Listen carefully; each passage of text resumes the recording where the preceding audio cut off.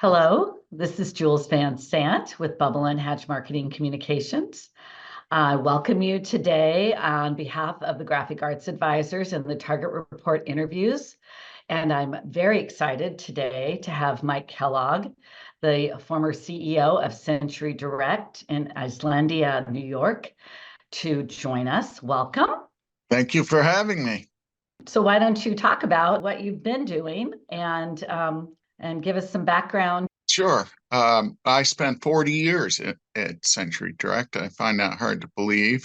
I went into the profession as a young litigator, actually, coming out of a law firm. And my intention was to help the previous owner. I spent a lot of time acquiring companies. Over the period of time, I acquired 17 or 18 companies and integrated them into our platform.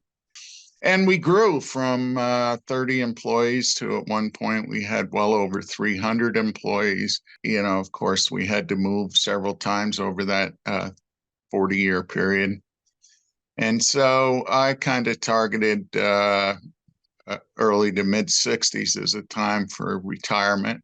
I wish I could remember who said this to me. It was probably 10 years ago at an industry conference, an M&A seminar, where the individual said, "Listen, it's going to take you a lot of time to sell your company." So that was prescient, actually. I found that to be probably the one thing that was said to me over that entire period that helped me kind of be stable during the entire process of selling my business. That sounds like you approach this from a very logical place. Probably a lot of your peers haven't thought that far in advance about how they were going to transition and exit their business into that next phase. Well, to me, that is the one of many things that I learned as I went through my career, being fully engaged with industry associations. That is key, and having people that aren't emotionally invested in your company to give you perspective and share their experiences. And then you went to transition. So why use an outside advisor? Well, first of all, I think there's a big difference in the ability to find the market when you're buying versus when you're selling. As a buyer, you are constantly receiving information from people who are soliciting your attention.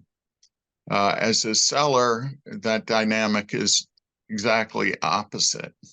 You don't have the same emotional involvement with the process at the beginning as you do as a seller. I don't think anybody really gives enough attention to how you personally feel about